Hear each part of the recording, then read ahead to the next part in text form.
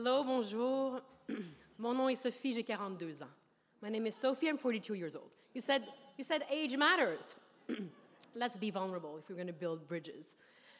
A little bit sorry for my little throat here because there are no bridges between me and my 3 young ones. It's a symbiosis. So please excuse me if sometimes I'll need a little sip of water. Quel plaisir pour moi d'être ici aujourd'hui. We are celebrating the Franco-Ontarian special day today, so to all Franco-Ontarians, bienvenue. C'est un plaisir d'être parmi vous. Thank you, Your Honorable Adrienne Clarkson, because you still believe and you put into action what this country is all about.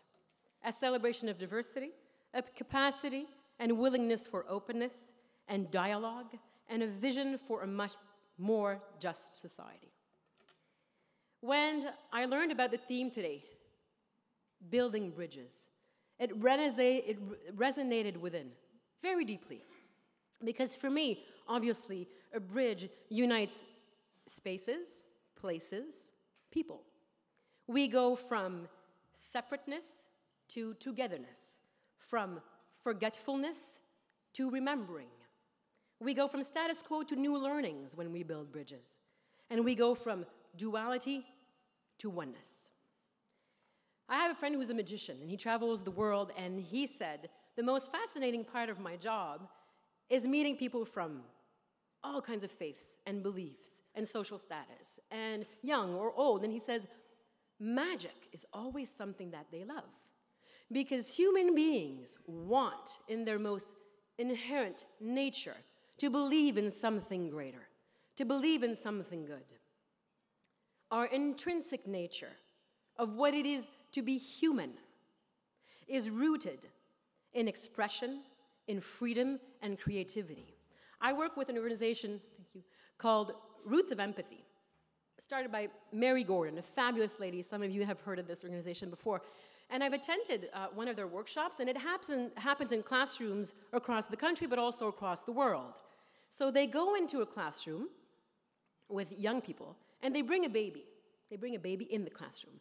And the students are able to follow, at every about 3 to 4 months, the development of the newborn to baby. And they interact with the baby, and they touch the baby, and they look at the baby, and we talk about what does it feel to be close to a baby. And all the kids talk about the love, the empathy, the curiousness of the baby, the capacity of such a small, perfect human being to want to interact with its environment physically, to want to explore, to want to express, and to be creative. And by the way, that school went from 100 and a couple of students to more than 200 in 1 year because they accepted Syrians within that institution. And I cannot tell you how touching it was to see the transformation that they talked about and that they shared in 1 year of how their lives, their spirits, their hearts, and their minds were transformed just through that experience, just by having a country who welcomes diversity. Life happens, and we forget. We forget that every single human being in this room, man or woman, wherever you come from, and on this planet, we were babies, and we were perfect creatures. And we were looking to express and to fulfill and to bloom and to prosper and to be creative. We all, in our own ways, and please introspect for 1 second, we all want to be loved and understood. And we suffer because of it in so many ways, in different ways. But the only antidote to that suffering is to love and to understand. But to be able to understand, we must be truth seekers. We must search, research, study the findings of our own discoveries. We must uphold and be accountable for the truth. And above all, we must educate according to the truth and share those truths. Churchill said, the truth is incontrovertible. Malice may attack it, ignorance may deride it, but there it is, in the end. It seems to show up because it is our true nature, and we are truth seekers. Truth is there for us to see if we're ready to face it. And here are a couple facts that I'd like to share with you that prevents us right now in this country and on the globe of building bridges within ourselves and with others that we can learn from. One huge, very vicious cycle that we can stop is the fear of becoming one's true self. In our society, for example, we live and we learn in a culture of comparison, of dehumanized female bodies, most of the time, or shown in pornographic ways, narcissism, obsession with youth and new, generational gap, and lack of respect and mentorship between young and old, which is so necessary. If one is fearful in life, think about it. If one is fearful, one is anxious. And this is most of us. Come on, let's be real here. If one is anxious, we cannot express freely. If we live in fear and anxiety, we cannot be the creative beings that we are meant to become. And without creativity, there is no hope for true human progress. Without creativity, the hope for human progress isn't in its most beautiful light. Gender inequality prevents us from building bridges. Women's lives on this planet, as we do not move with the same freedom as men, the facts and evidence are all there. Women's lives are not protected or cared for, mostly for millions of women on this planet. The only aspect of their person which needs protection is their chastity. And to that, by the time this 10-minute speech is over, 28 young women or girls will be married off to a man usually twice their age, will have to leave school, drop out of school, will move to a home away from their family, will become submissive to their in-laws, without a right to own land, property, or laws protecting their own basic human rights, laws protecting them from abuse. And they live in a state of physical insecurity and moral homelessness. Human trafficking, right here in Canada, is the fastest growing crime against women. It is happening everywhere. Young girls are being led into an inferno, because if you hear their stories, that's exactly what it is. By pimping techniques used in our schoolyards, shopping malls, social media, and public spaces. Excuse me. In the US, a woman is being beaten every 9 seconds and raped and is sexually assaulted every 2 minutes. Right here in North America, 1 out of 5 women, young women, will be sexually assaulted while attending college or university. 1 out of 5 right here in Canada. Boys are fabulous boys who have all the potential to become open-minded, wise, grounded, intelligent, amazing human beings. Boys live in a very popular bro culture, if you've heard of it. They're taught not to cry, to be tough, to not watch chick flicks, to not be in touch with the potential of their emotional intelligence. That is to the detriment of their full potential. May we face our truths, or there will be consequences. And we are already facing these consequences. They say that normal is the hardest thing to change in a society. I say let's redefine normal. Time is now. Let's change the status quo. Let's have the courage to look deep within and without. We cannot be hypocrites to our true nature, physical, mental, and spiritual. Our true nature is love. Yes, I'm saying it, love. And we must go back to love. What does this have to do with leaders and corporations? It has everything to do with amazing young leaders and mentors. And I'll always remember going to an event, and there was a young leader there who was celebrating his community, who came from a very difficult background. And he said, "I'm not a leader." And all the young kids were looking up at him, and he was in his 20s, and they admired him. He says, "The minute you think you are a leader, you must never forget that you are a mentor." And when I sit down with groups at Plan Canada, because I'm a girl, and we sit down with boys as well, and I ask the girls, We're sitting in a circle, whatever, having deep conversations about real issues that they're facing. I ask the girls, who has somebody that they can confide in their lives? And I mean the real stuff, what's really happening, with the real language. Let's not stay in silence. Let's have awkward conversations. And I would say 85% raise their hands, say, I have someone. Well, good, because girls build their self-esteem at that age through the capacity to entertain and foster healthy, intimate relationships. And when I ask the boys the same question, how many do you think raised their hands? Not a lot. Our boys are lacking the beautiful mentors out there that must be their brothers, fathers, friends, uncles, who can challenge them to not only respect their sisters, mothers, and friends with dignity at all times, because that is a celebration of their intelligence and their true potential. And within our own companies, may our own companies in this country be a reflection of these dynamics between male and female in our own country.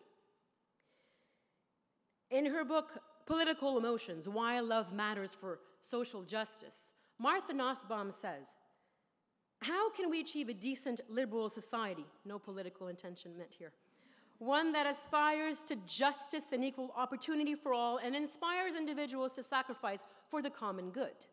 Is this how we live within? Public emotions rooted in love, in intense attachments to things outside of control, can foster commitment to shared goals and keep at bay the forces of disgust and envy. You know, there's a guy I know, he's a feminist. He once pointed out to me that Canada is strong, not in spite of our differences, but because of them. Have you heard that line before? Yes.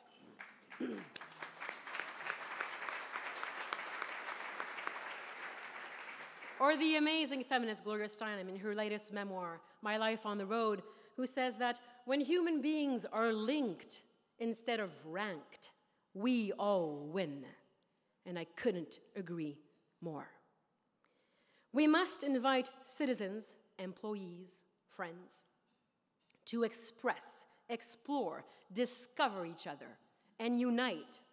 I was thinking about marriage and how so many times opposites attracts. Opposite genes attracts opposite genes, and opposite personalities very often do. Okay, that gets into arguments, but still, we know that uniting with difference makes us stronger as a person. We must teach our kids, what is our initial reaction, everyone here in the room, to difference? The initial reaction, what is it? Do we see the beauty first, or do we think, ooh, weird, not like me? What are we teaching our kids? From the get-go, what are we teaching our kids? Because we have a country where these kinds of humble life lessons can be taught at such a young age and last a lifetime, from cradle to almost grave. My role as a parent of 3 young kids is obviously to expose them as many occasions possible to difference, whether it's through different organizations, trips, on the street, how we interact with people, because no matter you could hold the best words in the world, but if your actions are not consequent, then the kids are picking that one up. So we are mentoring kids across everything that we do, whether as parents or role models or leaders. And we can get a message across in this country that has, I would say, the net, the social net, the moral net to uphold it. We are so lucky that way, and we cannot take it for granted because there's so much more work to be done.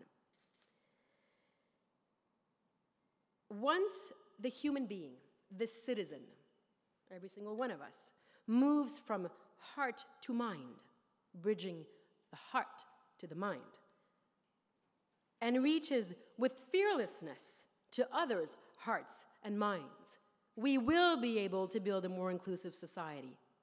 Lisa Miller wrote a fantastic book called The Spiritual Child, in which facts and evidence and data suggest that when we raise kids to believe in something greater than what they can see, something that is good, something that is of support of humanity and differences, these kids show when obstacles in life arrive, to have more resilience, less anxiety, less depression, and more optimism. When they have this source of faith, whether it's God, goddess, universe, life force, whatever you want to call it. But when these kids are raised to believe that difference is a plus, not a minus, and that something greater than all of us unites us, they live from a different space. And that space is safe. And we all want a safe space. The 5 minds of the future that was so talked about by Howard Gardner. Thinking about the minds, the human minds that will lead us forward to more justice and inclusion. The disciplined mind, spending enough time on a subject and being able to master it, for example. The synthesizing mind, our capacity to filter information in an ocean of information that can drown us sometimes because it's just immense and crazy, really. The creative mind, putting forward new ideas, thinking outside the box. And the last 2, which he says himself, are the most important, are the respectful mind, the mind which responds with pleasure and openness to difference, and the ethical mind, the mind that is connected to the heart, in which the idea of service to others and the common good is a priority in one's life.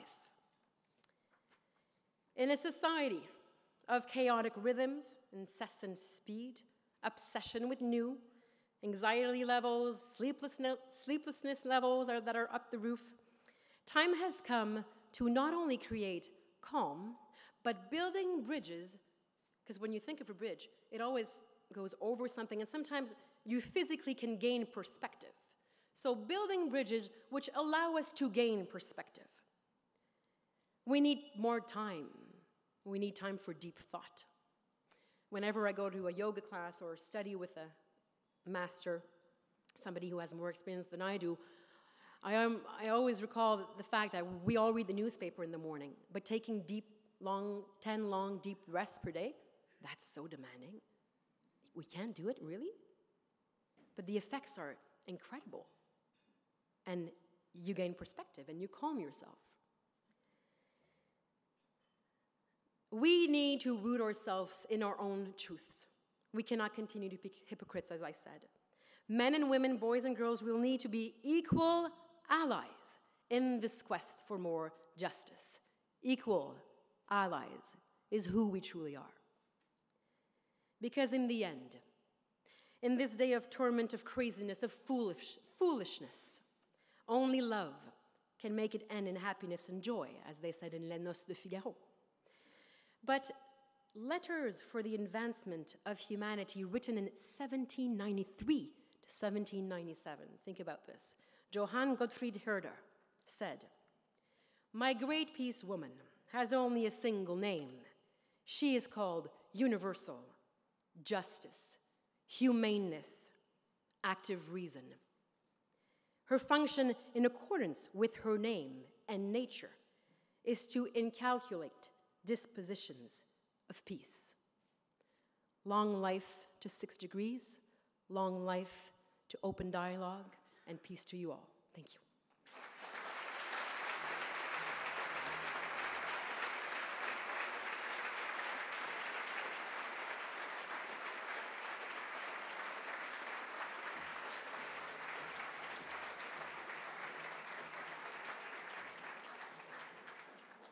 Thank you so much, Ms. Grégoire-Trudeau, for such profound and very important remarks.